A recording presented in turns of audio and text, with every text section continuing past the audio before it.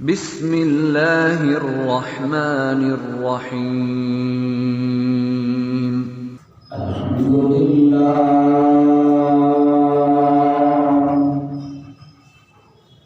الحمد لله نحمده ونستعينه ونستغفره ونؤمن به ونتوكل عليه ونعوذ بالله من شرور أنفسنا ومن سيئات أعمالنا من يهده الله فلا مضل له ومن يضلله فلا هادي له ونشهد أن لا إله إلا الله وحده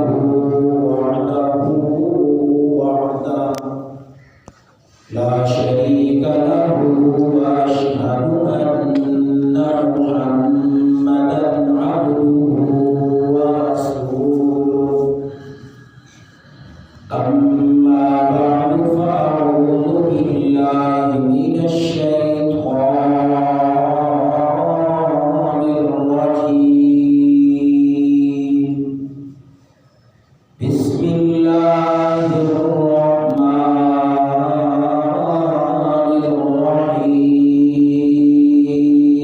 الرحيم يا أيها الناس إني رسول الله وقال النبي صلى الله عليه وسلم لو كان بعدي نبي لكان عمر أو كما قال عليه الصلاة والسلام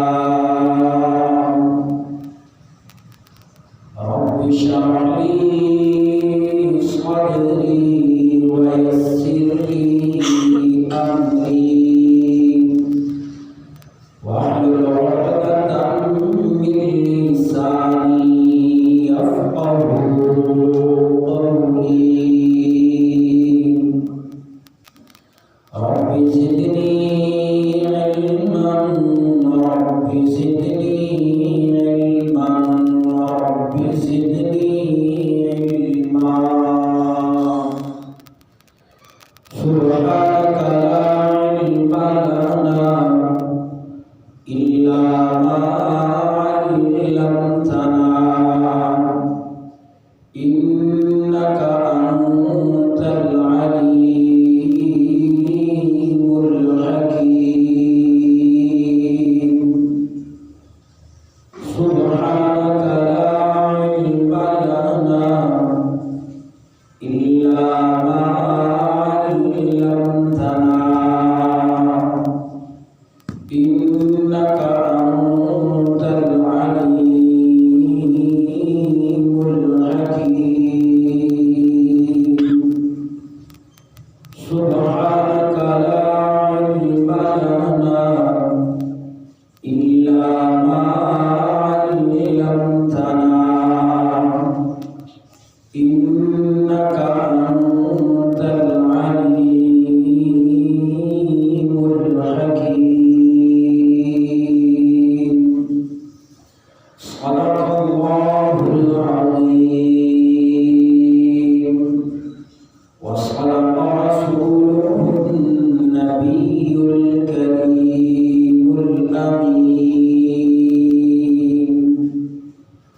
ونحن على ذلك لمن الشاهدين والشاكرين الحمد لله رب العالمين.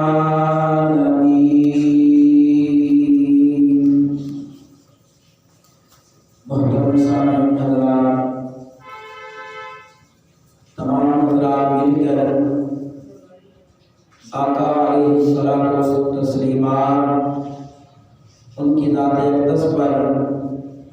ہدیۃً تحفۃً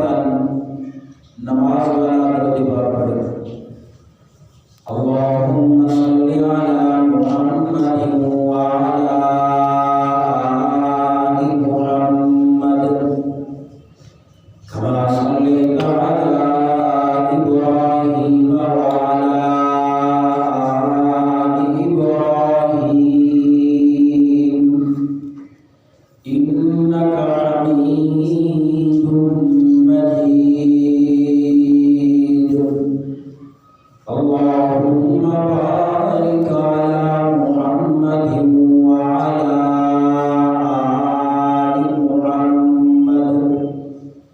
كما باركت على إبراهيم وعلى آل إبراهيم إنك حميد مجيد۔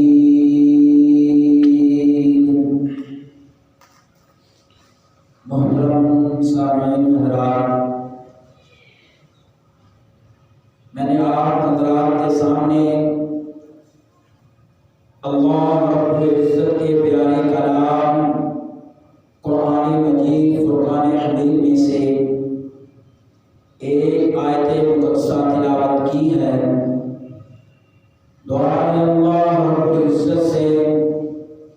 کہ اللہ رب العزت کی ذات مجھے حق سچ بیان کرنے کی توفیق عطا فرمائے، اور ہم سب مسلمانوں کو سننے اور سنانے کے بعد اس پر عمل کرنے کی بھی توفیق عطا فرمائے۔ آج میری تقریر کا عنوان حضرت عمر فاروق رضی اللہ تعالی عنہ ان کے ایمان لانے کا واقعہ آپ کے سامنے بیان کروں گا اور بتاؤں گا آپ کو کہ حضرت عمر فاروق رضی اللہ تعالی عنہ کس طرح اسلام میں داخل ہوئے،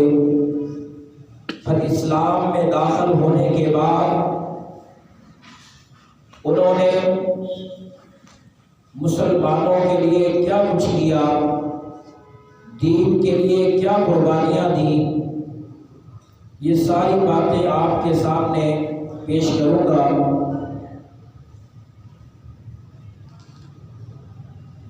تو پیارے پیغمبر صلی اللہ علیہ وآلہ وسلم جب دنیا میں تشریف لائے، بچپن گزرا، جب آپ جناب محمد رسول اللہ صلی اللہ علیہ وآلہ وسلم کو اللہ رب العزت نے نبوت عطا فرمائی، پھر آپ صلی اللہ علیہ وآلہ وسلم نے یہ دین پھیلانا شروع کر دیا۔ القصہ مختصر، جناب محمد رسول اللہ صلی اللہ علیہ وسلم نے پہاڑی کے اوپر چڑھ کر اعلان کیا، یا ایھا الناس، اے لوگو، قولوا لا الہ الا اللہ،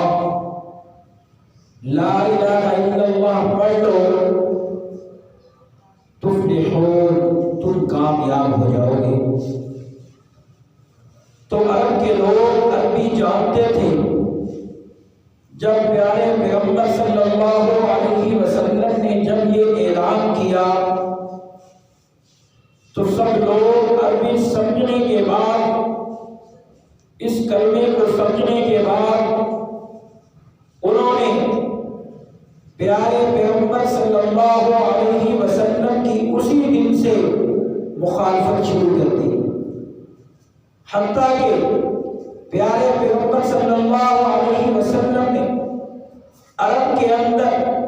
40 سال کا عرصہ گزارنے کے بعد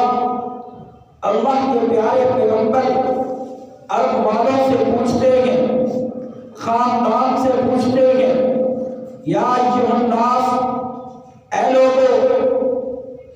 میں نے آپ کے اندر 40 سالہ زندگی گزاری ہے، آپ نے مجھے دیکھا ہے، آپ نے میرے ہر عمل کو دیکھا ہے، تو مجھے کیسا پایا؟ تو سب نے بیک وقت بیک زبان میں کہا کہ یا رسول اللہ صلی اللہ علیہ وسلم، ہم نے آپ کو صادق اور امین پایا۔ پھر آپ صلی اللہ علیہ وسلم نے کہا اگر آپ مجھے سچا بھی سمجھتے ہیں، امانت دار بھی سمجھتے ہیں، اگر میں یہ کہوں کہ جس پہاڑی کے اوپر میں کھڑا ہوں، اگر میں آپ کو کہوں کہ اس پہاڑی کے پیچھے کی جانب ایک لشکر ہے جو آپ پر حملہ کرنے والا ہے، کیا میری اس بات کی تصدیق کرتے ہو؟ تو لوگوں نے کہا کہ آپ کی زبان سے آج تک جھوٹ نہیں نکلا، ہم مانتے ہیں، ہم نے آپ کو صادق سمجھا، امین سمجھا، آپ سچے بھی ہیں، امانت دار بھی ہیں، آپ کا اخلاق بھی اچھا ہے، آپ کا کردار بھی اچھا ہے، آپ کی صورت اور سیرت اچھی ہے، سب باتیں مانتے ہیں۔ تو پھر پیارے پیغمبر صلی اللہ علیہ وسلم نے فرمایا کہ پھر پڑھو یا ایھا الناس، اے لوگو، قولوا لا الہ الا اللہ تفلحون، لا الہ الا اللہ کہہ دو، کامیاب ہو جاؤ گے۔ تو جب لوگوں نے یہ کلمات سنے، یہ کلمہ سنا، تو لوگوں نے اسی وقت مخالفت شروع کر دی۔ پتہ یہ چلتا ہے کہ پیارے پیغمبر صلی اللہ علیہ وسلم کی ذات سے کسی کو دشمنی نہیں تھی، کیونکہ آپ نے 40 سال انہی لوگوں کے اندر گزارے تھے، سب نے آپ کو صادق اور سچا تسلیم کیا، امین اور امانت دار تسلیم کیا، کسی نے دشمنی نہیں کی۔ لیکن جب پیارے پیغمبر نے کہا کہ لا الہ الا اللہ پڑھ لو، عرب والوں نے سمجھا کہ اس کا مطلب یہ ہے کہ لا الہ الا اللہ کا مطلب یہ ہے کہ اللہ کے سوا کوئی عبادت کے لائق نہیں، اور ان کے دلوں کے اندر یہ خیال گزرا، ان کے دلوں کے اندر یہ خیال گزرا اگر آج ہم لا الہ الا اللہ زبان سے کہہ دیتے ہیں تو ہمارے معبودوں کا کیا بنے گا، جو ہمیں رزق پہنچاتے ہیں، جو بارش لاتے ہیں، جو ہماری ضروریات کے معبود ہیں، جو ہمارے خدا ہیں۔ تو اس کا مطلب یہ تھا کہ لا الہ الا اللہ، اور اللہ کے سوا کوئی معبود نہیں، کوئی عبادت کے لائق نہیں، اللہ کے سوا کوئی مشکل کشا نہیں، اللہ کے علاوہ کوئی حاجت روا نہیں، اللہ کے علاوہ کوئی بگڑی بنانے والا نہیں، اللہ کے علاوہ کوئی مرادیں پوری کرنے والا نہیں، اللہ کے علاوہ کوئی ضرورت پوری کرنے والا نہیں، اللہ کے علاوہ کوئی ہماری حاجتوں کو پورا کرنے والا نہیں، اللہ کے علاوہ کوئی آسمان کو بلندی پر لے جانے والا نہیں، اللہ کے علاوہ کوئی زمین کو بنانے والا نہیں، اللہ کے علاوہ کوئی چاند اور سورج کو، نباتات کو، حشرات کو، جانوروں اور جنوں اور انسانوں کو پیدا کرنے والا نہیں، اللہ کے علاوہ کوئی بیٹیاں دینے والا نہیں، اللہ کے علاوہ کوئی بیٹے دینے والا نہیں، اللہ کے علاوہ کوئی عزت دینے والا نہیں، اللہ کے علاوہ کوئی ذلت دینے والا نہیں، اللہ کے علاوہ کوئی نفع نقصان کا مالک نہیں۔ جب انہوں نے یہ سمجھ لیا تو انہوں نے مخالفت کرنا شروع کر دی۔ سب سے پہلے آپ کے چچا نے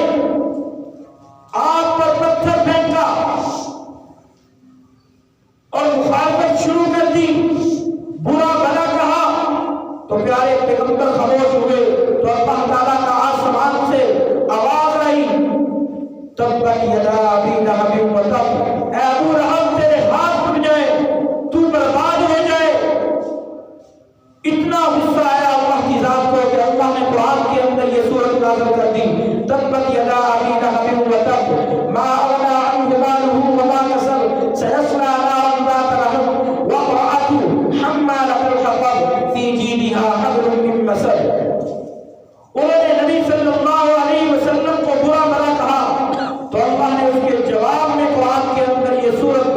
صورت نازل فرما دی، حتیٰ کہ عرب کے لوگ آپ صلی اللہ علیہ وسلم کے مخالف ہو گئے، برا بھلا کہنا شروع کر دیا، تکلیفیں پہنچانا شروع کر دی، بہت مسائل آئے۔ تو جب پیارے پیغمبر صلی اللہ علیہ وسلم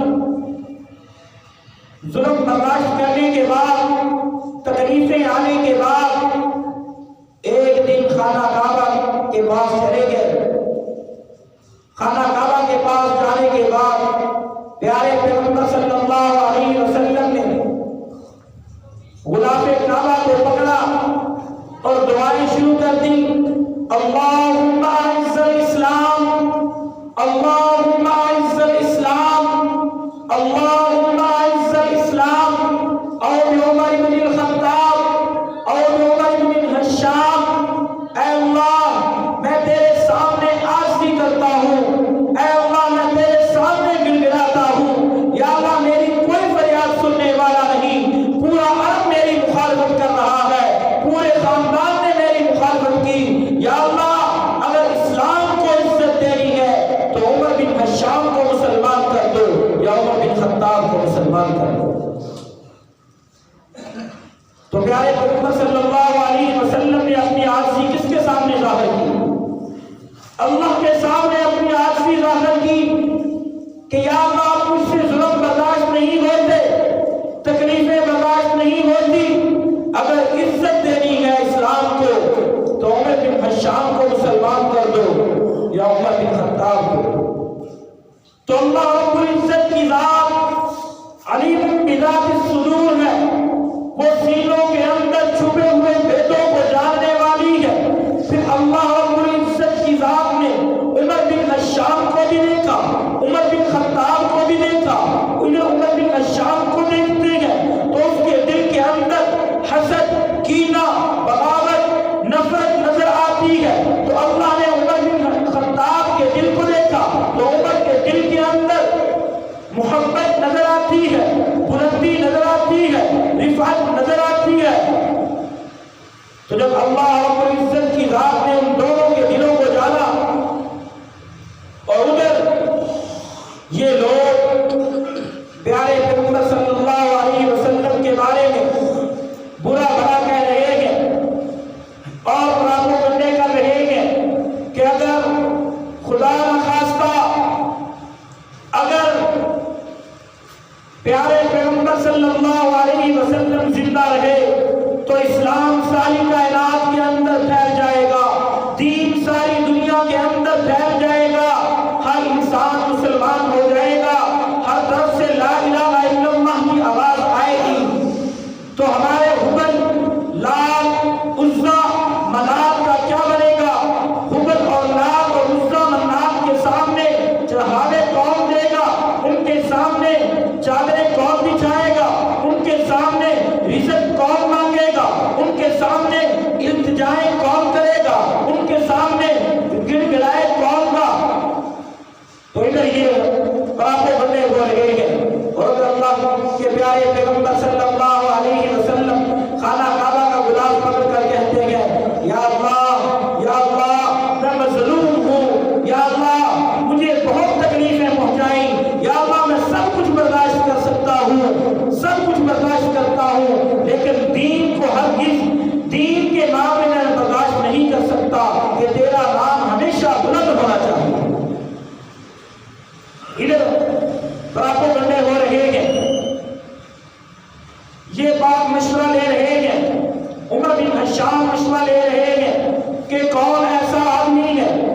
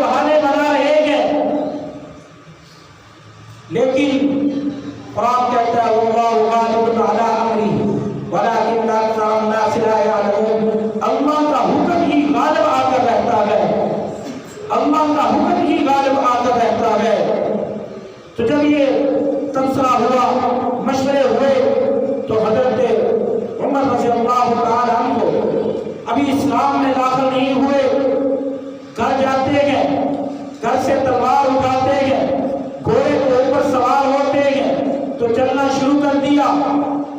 تو جب راستے میں جاتے ہیں تو راستے میں ایک صحابی حضرت نعیم رضی اللہ تعالیٰ عنہ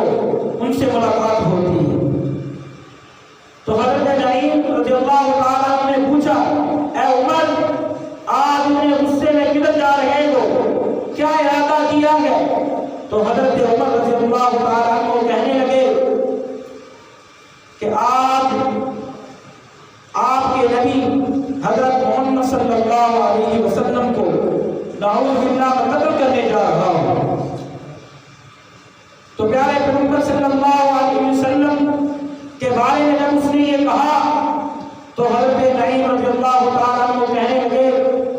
اے عمر، تجھے ڈر نہیں لگتا کہ قریش والے تمہیں زندہ نہیں چھوڑیں گے؟ قریش والے تمہیں زندہ نہیں چھوڑیں گے، ان کے رشتہ دار تمہیں مار دیں گے۔ تو حضرت عمر نے کہا، اے نعیم، مجھے لگتا ہے کہ آپ ساتھی ہو گئے ہیں، یعنی آپ بھی مسلمان ہو چکے۔ تو حضرت نعیم رضی اللہ تعالیٰ عنہ کہنے لگے، اے عمر، آپ میری بات کرتے ہو، جب گھر میں دیکھو آپ کی بہن اور آپ کی بہنوں، آپ کے بہنوئی بھی مسلمان ہو چکے ہیں، انہوں نے بھی کلمہ پڑھ لیا ہے۔ تو حضرت عمر رضی اللہ تعالیٰ عنہ کو اور زیادہ غصہ آیا، تو اپنا رخ چینج کیا، بجائے پیارے پیغمبر صلی اللہ علیہ وسلم کی طرف جانے سے اپنے گھر کی طرف جانا شروع کر دیا۔ گھر گئے، بہن کے دروازے پہ دستک دی تو بہن نے کہا کہ لگتا ہے عمر آیا ہے اور بہت زیادہ غصے میں ہے۔ اچھا، ڈرتے ہوئے حضرت فاطمہ نے وہ دروازہ کھولا تو حضرت عمر رضی اللہ تعالیٰ عنہ نے آتے ہی یہ سوال کیا، آپ کیا کر رہے تھے؟ کیا کر رہے تھے؟ تو ان کی بہن نے کہا، اے عمر، ہم قرآن پڑھ رہے تھے۔ ما انزلنا عليك القرآن لتشقى إلا تذكرة لمن يخشى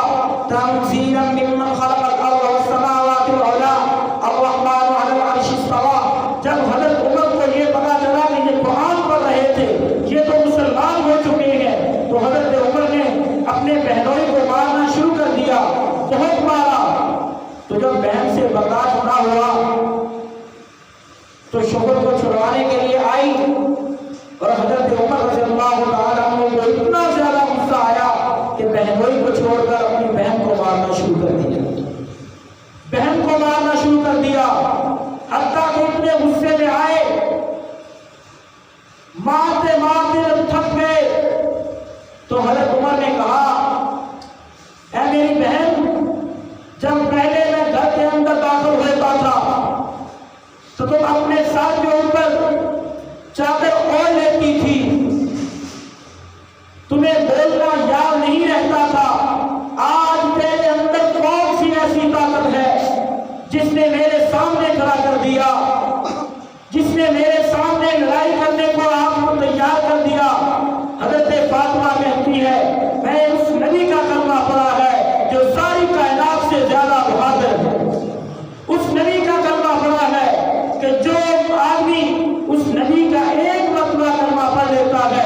مسلمان ہو جاتا ہے، پھر ساری زندگی مشکلات کو برداشت کرنا اس کے لیے آسان ہو جاتا ہے، لیکن وہ کبھی بھی کلمہ نہیں چھوڑ سکتی۔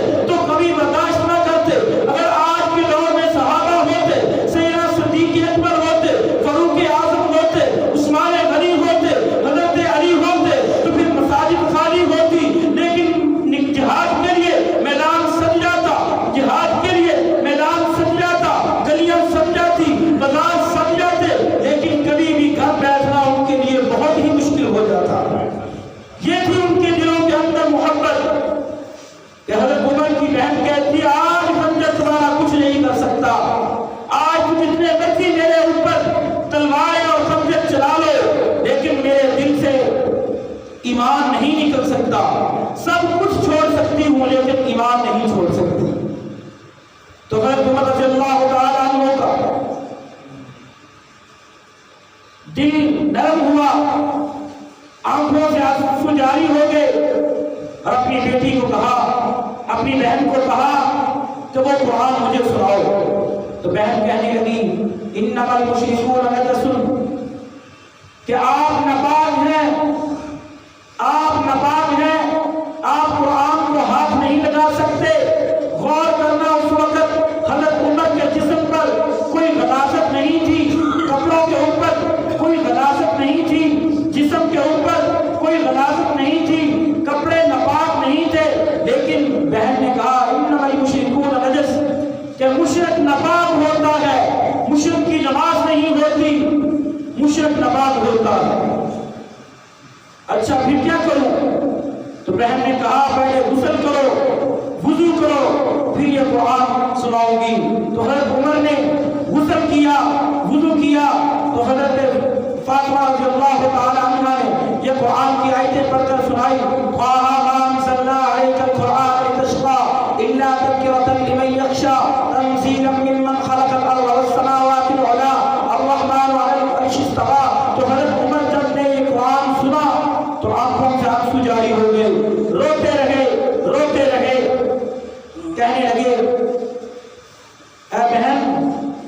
مجھے پیارے پیغمبر صلی اللہ علیہ وسلم کے سامنے لے جاؤ اور کلمہ پڑھاؤ۔ تو حضرت فاطمہ کہنے لگی مجھے آپ پر یقین نہیں ہے کہ آپ میرے ساتھ جاؤ اور جا کر پیارے پیغمبر پر آپ وار کر دو۔ کہتے ہیں کہ حضرت فاطمہ نے حضرت عمر کے دونوں بازو پیچھے سے باندھ دیے،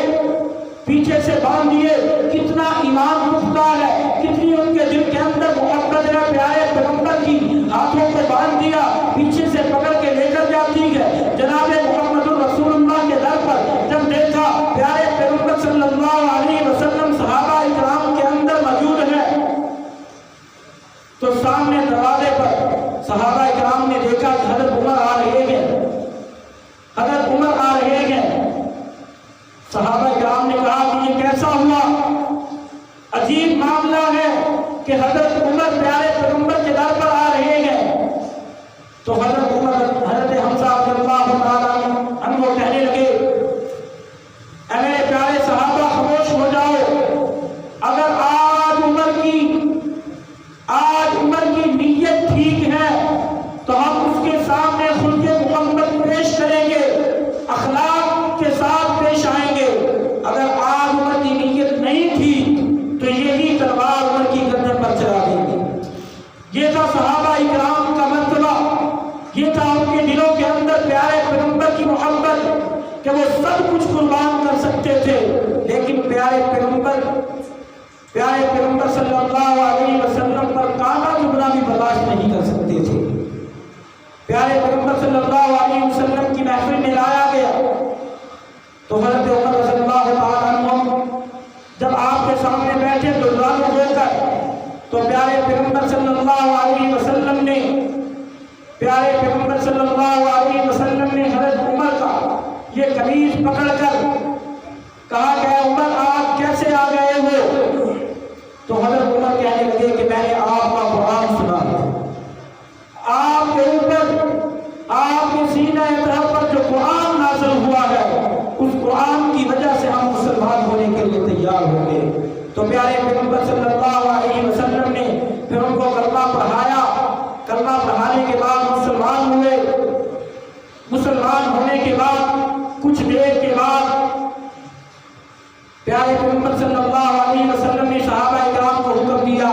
کہ نماز کا وقت ہو گیا، نماز کے لیے تیاری کرو، وضو کرو۔ تو حضرت عمر رضی اللہ تعالیٰ عنہ کہنے لگے یا رسول اللہ صلی اللہ علیہ وسلم کہ نماز کہاں ادا کرنی ہے، نماز کہاں پڑھنی ہے؟ تو حضرت عمر رضی اللہ تعالیٰ عنہ کو پیارے پیغمبر صلی اللہ علیہ وسلم نے فرمایا اے عمر نماز ہم نے ادھر ہی پڑھنی ہے۔ تو حضرت عمر رضی اللہ تعالیٰ عنہ کہنے لگے کہ پھر میرے اسلام لانے کا کیا فائدہ؟ اگر مسلمان ہو، میں بھی ان کے اندر داخل ہوں، میں بھی مسلمان ہو جاؤں، پھر بھی مسلمان ڈر کر نماز پڑھے؟ نہیں، آج نماز اندر نہیں پڑھنی بلکہ خانہ کعبہ کے صحن کے اندر نماز ہو